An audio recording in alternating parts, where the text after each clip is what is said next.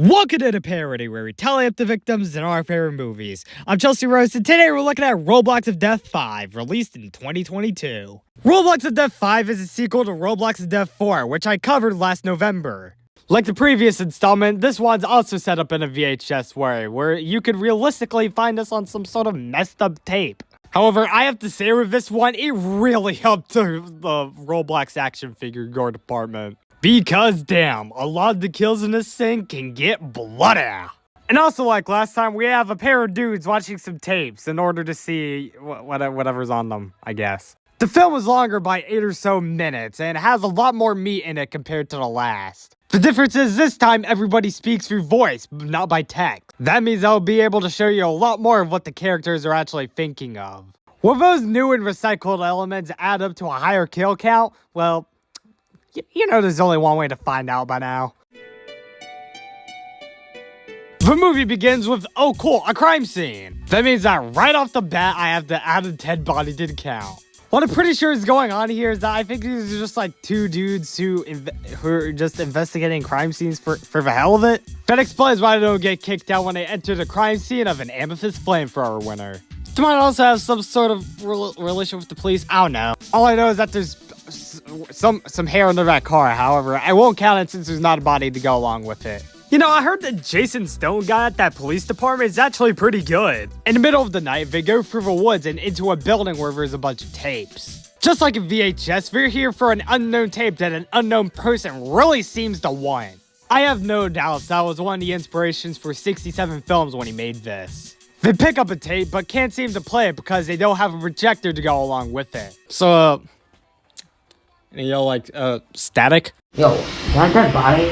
Oh shit, that actually is. Thanks for catching on, even though I caught on way before you did. Anyways, those guys get bored of just sitting there all day, so they load in the first tape, which is about people who, just freaking rob people, man. The plan of Swagger Lord Business is to find whoever looks like they have the most money on the street. Yeah, I'm not an expert on robbery or anything, but how the shit would that work? Like, wouldn't that be, like, super freaking obvious that you're about to rob that guy? He tries to get a good idea, but some green-shirted guy conveniently walks right behind them. Sweater Vest here has a great idea. How about we just rob the guy who walked right behind us just about 15 seconds ago? And that's exactly what they do, and they started by holy shit! That guy just got down! Anyway, Swagger Lord Business tells this guy that if he doesn't have just the convenient $200 in his pocket, we're gonna kill him. I don't care about morals right now. You better have like a $200 in your... Whatever, you have like $200 in there, okay? However, they should have checked who they were going for better, because this green shirt guy is broke AF. However, Swagger Lord Business doesn't give a shit about that, so he pushes him off the, hill cliff? His head is cracked open on the ground, but he isn't quite dead yet. But anyways, here's a random-ass car that, holy shit, that messed him up hard. So now there's no dispute that this guy is flat out dead. Anyways, let's see what these police officers have to say about it. Jeez. Half of his face is gone. God, I can see the bone in there. Oh, God. This has to be a suicidal accident. A suicidal accident? Okay.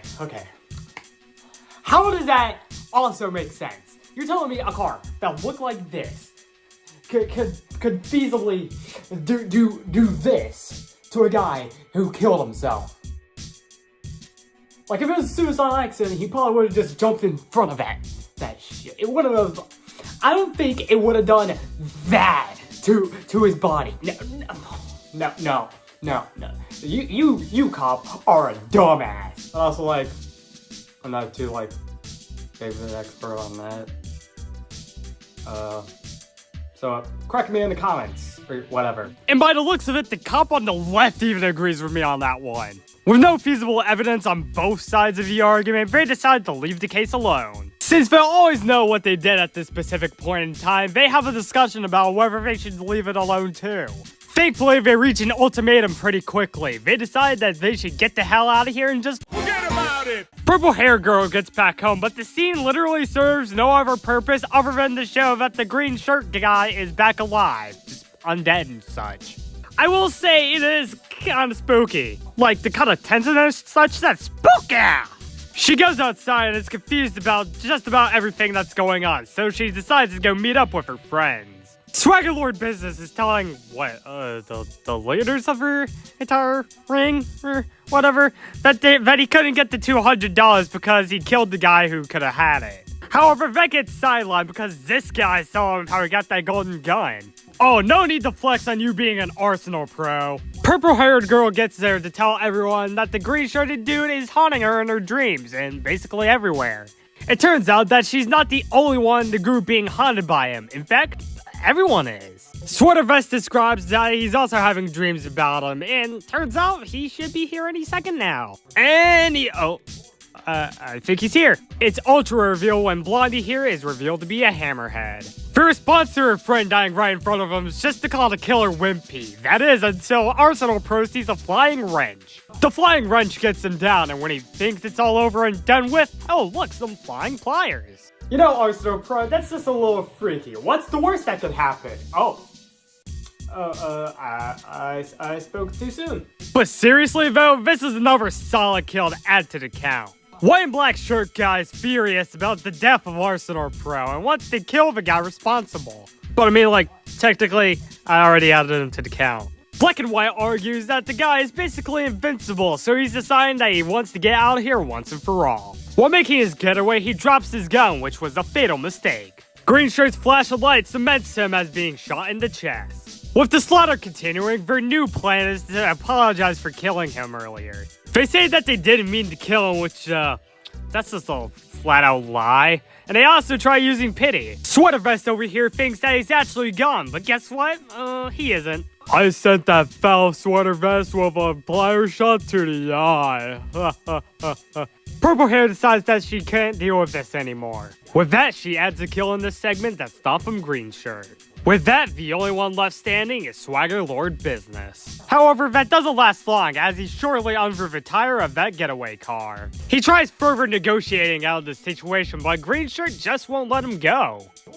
Doesn't this shot remind anyone else of Emesis Blue? Like the one where the spy shows Joel's Archibald his burned up face? Apparently, Swagger Lord Business doesn't get how good Emesis Blue is, and for that, the tire starts rolling. After he gets Pet Cemetery-2'd, we get the brutal aftermath of what's happened to his fate. I hope this kill can give me lots of money. And that's the end of the first segment. However, this interlude, there isn't that much fanfare because he's like, that was weird. And we're immediately in the next segment, which takes place in a hotel with this cool hair dude I'll refer to as Mr. Cool Hair. Mr. Cool Hair has had to stop at this hotel because his plane got delayed by 24 hours. However, as it's revealed later in this segment, there has been some strange things about this hotel. No, I'm not doing a parody on that shit. It seems like this is the guy those guys from the last segment could have been looking for, since it appears that he's insanely rich. Like, check it, the hotel owner is even in the elevator with him. Or like, I think that's the hotel owner, or was it the, I don't know, I already made the graphics, I can't really change it by now. You know what, it doesn't have to matter, because this segment's gonna get wacky. He makes it up to his floor's, I guess you could call it a lobby, where there's a whole ton of people here. He strikes up a conversation with another person on his floor, and it appears they actually do have names, but, yeah, I can't tell who's exactly who, so I'm gonna refer to them by what I already have them named as. Another person joins the conversation, but they only want to know where they can take a wicked dump. Apparently it's down the hall, but it's been a while since he said that, and she's still not going. It's down the hall, go take that wicked dump! The lady leaves to go take that wicked dump, and Mr. Cool Hair decides that it's time for him to go to sleep. To find it, he goes for reused assets from Roblox's Death 4. Also, for someone as rich as this guy apparently is, it's a small-ass apartment, and it seems like there's only a CRT. Oh man, how am I supposed to fit these in here? He finally catches those Z's, but is immediately woken up by a knock on the door. Turns out it was the fedora guy at the door, and they have a little chat. There's some strange music going all around the hotel, but they don't know the source, and quite frankly, they just don't care. But there is one little thing I gotta tell you two. Now is the time to care about what's happening inside this hotel. Because all of a sudden, the fedora guy's being nommed on by some zombie vampire. You know, let's call them zompires. Cool Hair immediately GTFOs, passing by one more body as he goes. This selection also includes some more bodies shown in another room, a few of which are being nom-nommed by zompires. He doesn't pay much attention to anything else in the room but a gun he can pick up and use later. He uses that gun to take care of the two zompires in there that are currently feeding on people. With them down, he goes on. Hey, cool, look at that. It's another triangle of bodies. And unlike last time, it's actually easy. There are 6 bodies around this, center hostage.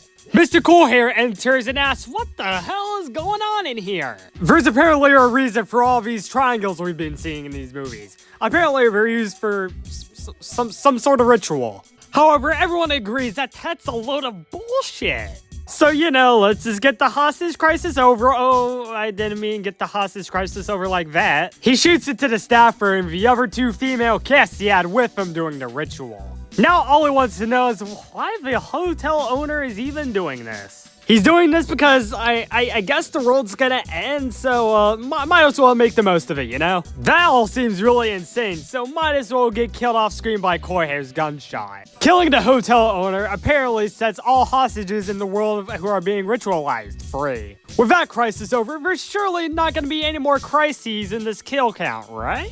Alright, maybe one more, because that's just a single body. Oh, another, and oh.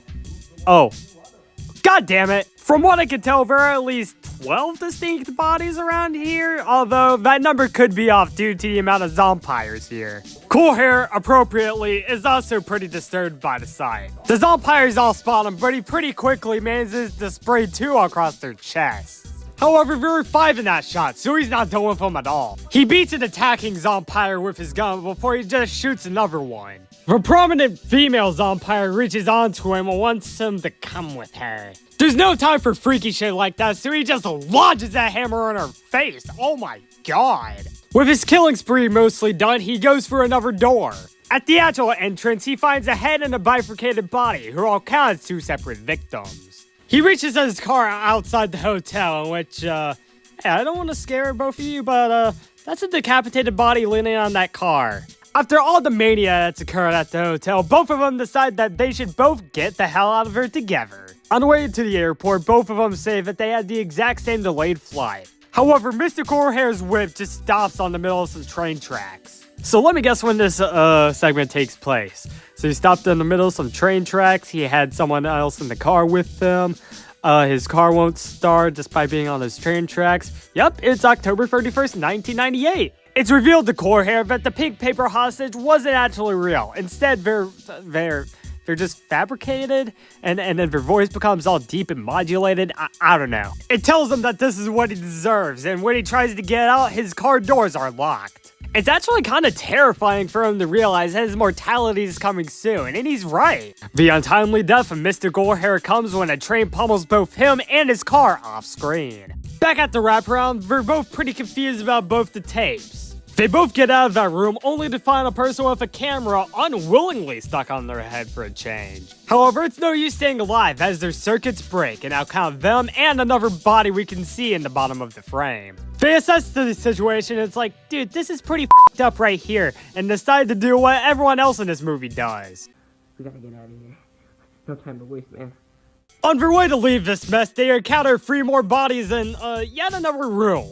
I can't tell if we've already counted them before, but they seem pretty new-ish to me. This guy's pants are probably more soiled than ever, but it doesn't help when there's a knock at the door.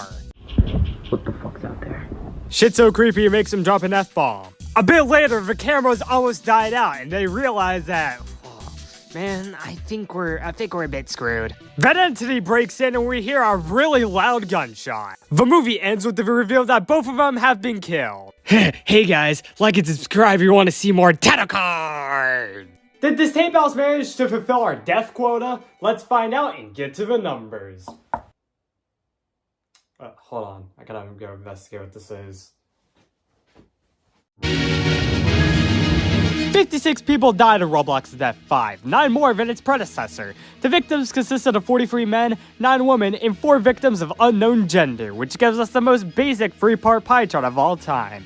With a runtime of 36 minutes, Roblox of Death 5 had a kill on average every 38.57 seconds. I'll give Amorphous Flamethrower the Swagger Lord business because of how generally straight to the point it is, and also because it has some really nice gore.